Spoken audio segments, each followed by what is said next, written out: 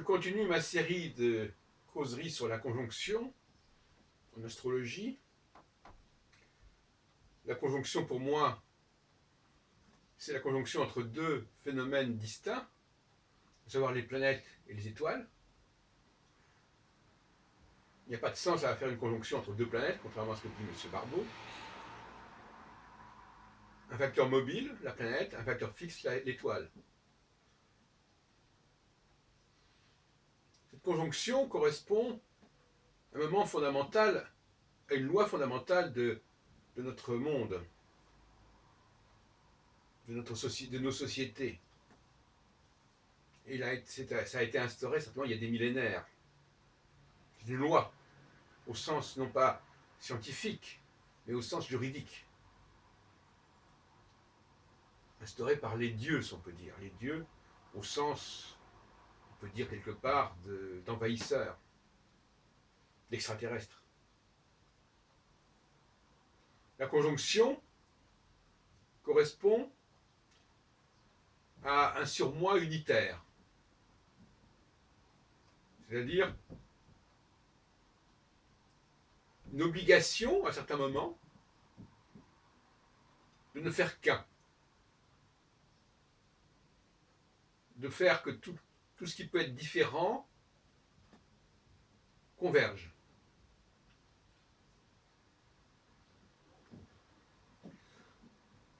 On a donc deux temps. C'est ce qu'a un peu pressenti André Barbeau il y a une cinquantaine d'années, dans son tableau bien connu, avec des courbes qui montent et qui descendent. On peut dire que lorsque ça descend, lorsque le graphe descend, mais je ne parle pas évidemment de la façon dont Barbeau a construit son graphe, qui n'a rien à voir avec la mienne, puisque lui, il l'a construit en faisant une sorte de mélange de toutes les conjonctions qui pouvaient avoir lieu entre Jupiter, Saturne, Uranus, Neptune et Pluton. Ça n'a rien à voir avec ce que je fais, mais globalement, l'idée est intéressante. Et moi, je pense toujours qu'il faut conserver l'idée qui peut être intéressante et ses applications qui peuvent l'être moins, ou ses solutions qui peuvent être moins. Donc, l'idée de créer un graphique où, quand ça descend, on est au maximum de la conjonction, et quand la conjonction se défait, se desserre, le graphique va monter, c'est tout à fait l'idée de Barbeau. Curieusement, d'ailleurs, Yves Lenhomme me disait l'autre jour que c'était pas ce que Barbeau a fait de mieux. Si, au contraire, c'est ce qu'il a fait de mieux. Même si les applications sont discutables. Mais on retiendra certainement cet apport de Barbeau et on oubliera certainement la plupart des choses qu'il a faites par ailleurs. C'est paradoxal. Et par conséquent, nous avons, lorsque la courbe monte, c'est une sorte de retour au statu quo, en quelque sorte. C'est-à-dire, les différences sont là, on les voit. Ce n'est pas de l'astrologie. Ce sont des choses qu'on constate. Il y a des groupes qui existent différemment, il y a des sexes qui existent différemment, il y a des races qui existent différemment. Voilà, il y a cette différence. On est un peu, en quelque sorte, dans un état antérieur à la tour de Babel.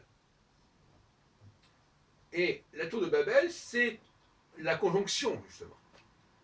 Et ensuite, on revient à la dispersion.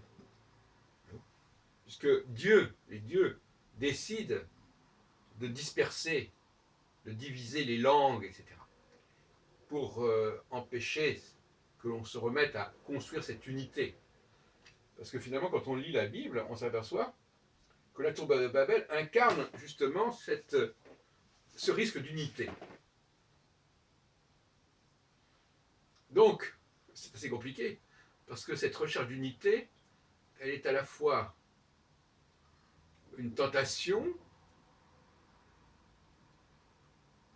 arriver à s'unir complètement, à s'unifier, et puis en même temps, elle est considérée comme interdite, si on peut dire.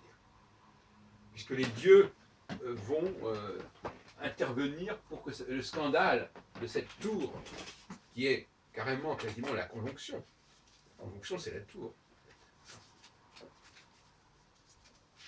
Donc, cette tour, elle est créée juste avant juste avant la naissance d'Abraham, en fait, curieusement. Noé a été rétabli, il y a eu une alliance avec Noé, et puis tout d'un coup, il y a cette. On est au chapitre de la Genèse, tout d'un coup, il y a cette tentation de créer une tour de Babel, et à ce moment-là,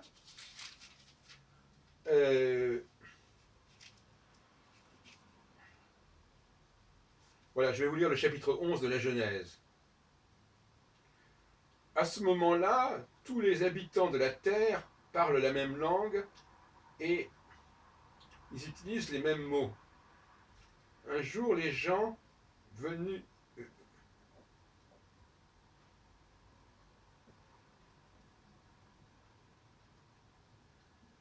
Voilà, dans le chapitre 11 qui explique que tout cela.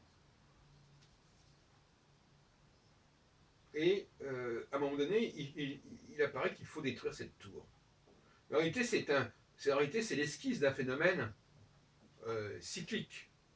On construit la tour, et puis on la détruit, et puis on la reconstruit, et puis on la détruit.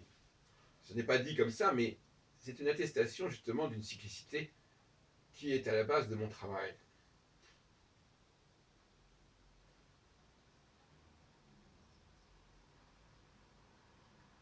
Allons, construisons une ville et une grande tour, aussi haute que le ciel.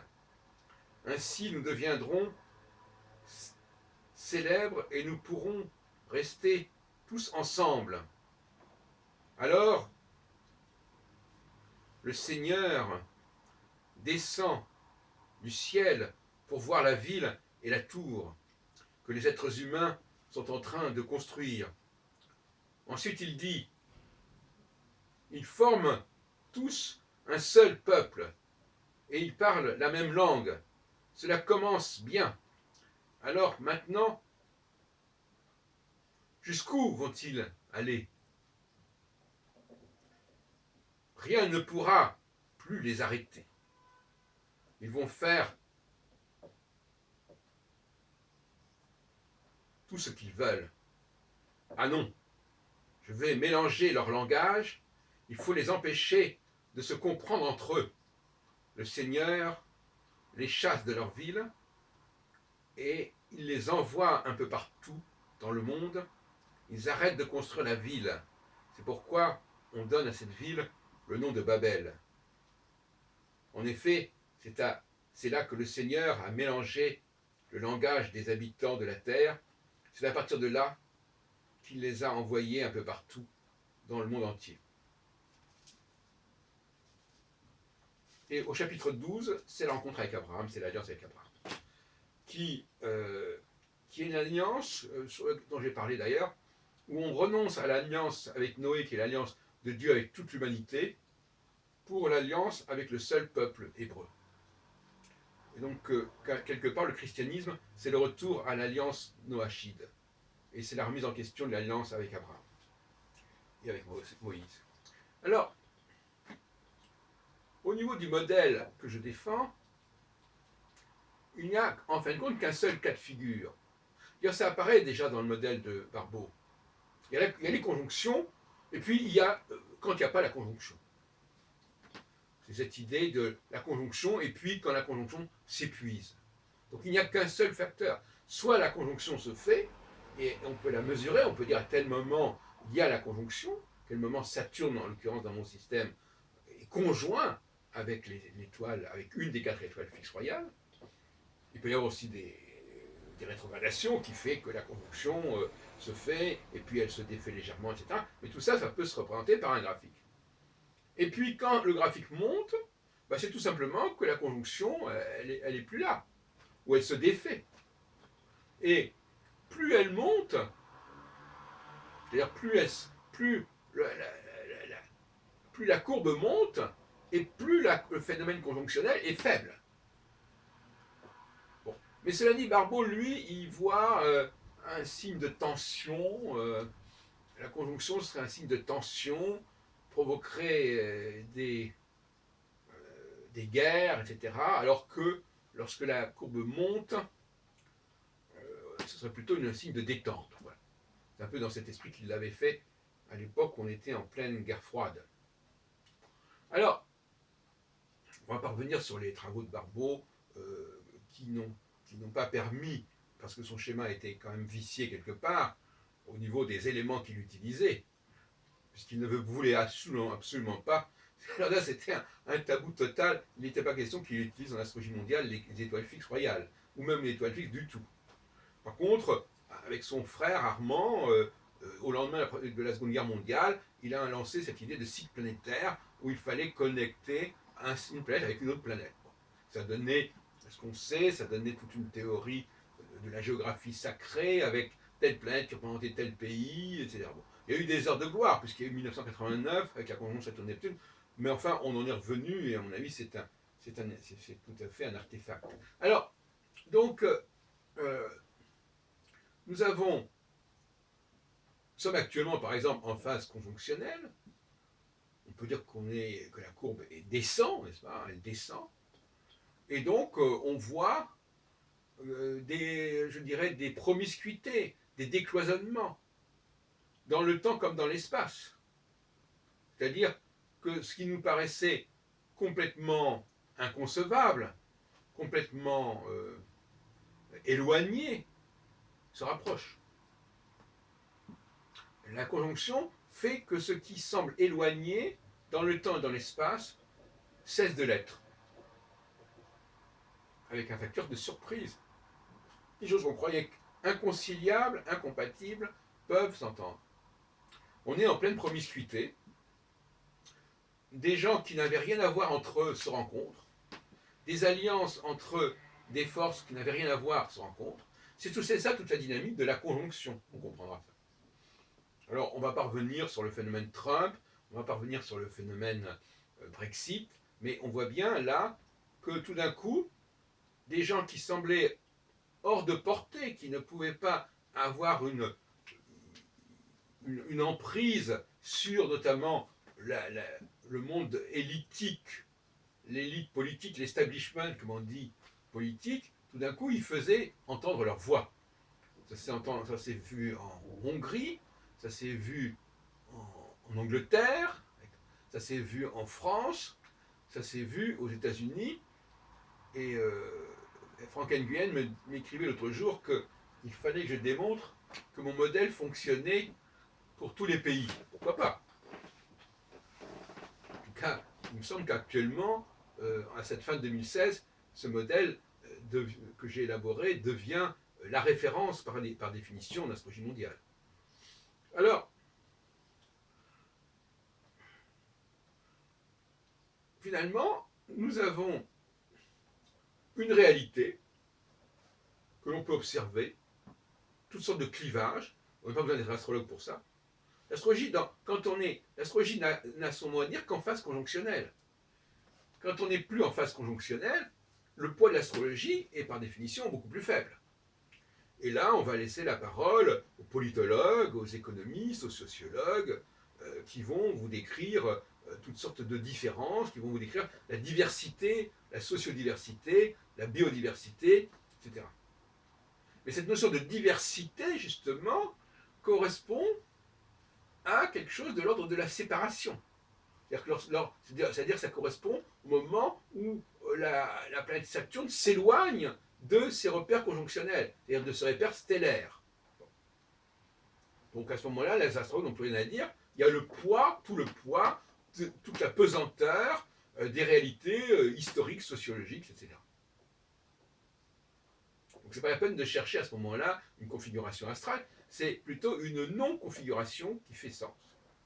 C'est pour ça que mon modèle est extrêmement simple, puisqu'il prévoit lui-même son éclipse en quelque sorte. Lorsque la courbe remonte, il y a une éclipse de l'astrologie. Lorsque la courbe descend, l'astrologie devient plus forte. Pourquoi elle devient plus forte? Parce qu'on ne peut plus expliquer les phénomènes que par l'astrologie, que par mon astrologie en l'occurrence. Alors j'entendais ce matin sur une émission de radio, je ne sais plus laquelle, je crois que j'étais sur France Info, je ne sais plus, qui disent, où il y avait des formes de spécialistes, de politologues, etc., qui discutaient. Mais dès qu'on leur demande de parler de l'avenir, on voit bien qu'il y a du flou artistique. On en est encore en 2016 et bientôt en 2017, puisqu'on est au mois de novembre 2016, le 11 novembre plus exactement. On en est encore à une conception très, très empirique de l'avenir. On projette la situation actuelle et on dit, ben voilà, la situation actuelle telle qu'elle s'est créée actuellement, eh bien voilà, ça va durer. Malheureusement, on ne sait pas combien de temps ça va durer. On ne connaît pas les règles en question. Et c'est là que l'astrologie a son mot à dire. Et que même, je dirais qu'elle est incontournable.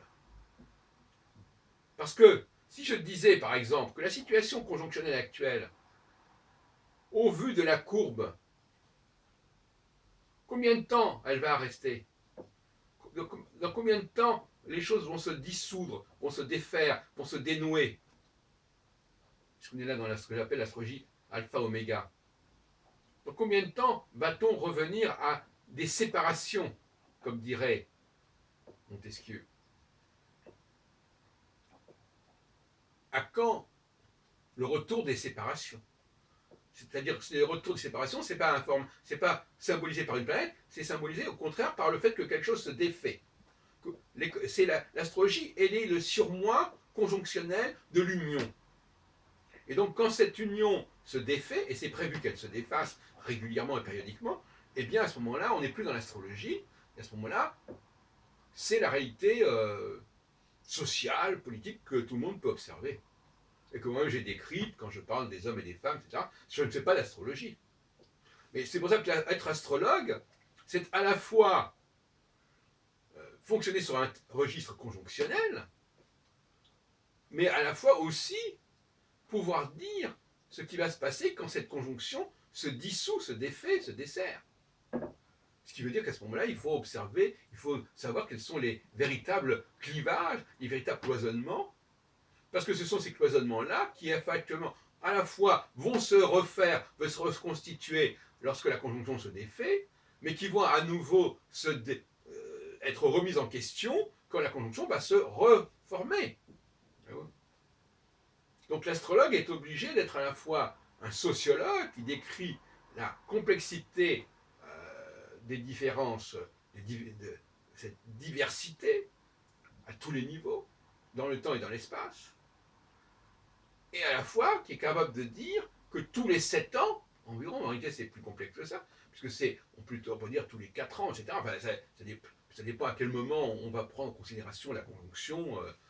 Voilà, on ne va pas attendre que la conjonction se fasse exactement. Il y a déjà un phénomène conjonctionnel qui se produit par anticipation et qui se prolonge. Donc on peut dire que globalement, on a sur 7 ans, on a 3 ans et demi de période conjonctionnelle et 3 ans et demi de période non conjonctionnelle. Ce qui nous renvoie aux fameux accords entre Cérès et Pluton, entre Déméter et Hadès, autour de Proserpine, où l'on décide que Proserpine sera la moitié du temps avec sa mère, Déméter, et la moitié du temps avec son mari, Pluton, Hadès. Voilà. C'est pas non plus secondaire cette question mythologique. Alors, donc, voilà, ces gens qu'on écoute à la radio, ils ont un point aveugle. C'est-à-dire qu'ils ne disposent pas de ce modèle dont je parle. Et ça hypothèque de manière évidente tous leurs propos. C'est-à-dire qu'en 2016, on est absolument incapable d'avoir une représentation topographique du temps, si on peut dire, excusez de la formule. On est incapable de dire, quand dans une conversation, ah oui, bah écoutez, voilà, actuellement, on a la conjonction qui est en train de se faire et qui est déjà là depuis un certain temps, et puis dans 2 ans, bah, ça sera vraiment beaucoup moins flagrant. Ils sont incapables de dire cela. Et c'est le moment pour l'astrologie de faire entendre sa voix par ma propre méthode, pour dire oui, oui, tout ça c'est très gentil, mais on en reparlera dans 2 ans, quand la courbe va remonter, quand Saturne va se séparer de l'étoile fixe Antares, hein, avec le temps. Et à ce moment-là, la courbe va, quand il était avec l'étoile fixe Antares, il était tout en bas du graphique. Et là, avec le temps, 1 an, 2 ans, eh bien, sur les éphémérides, on voit bien que cette configuration se défait totalement. On arrive à des écarts de 30 degrés, puis 60 degrés, puis 80 degrés, etc.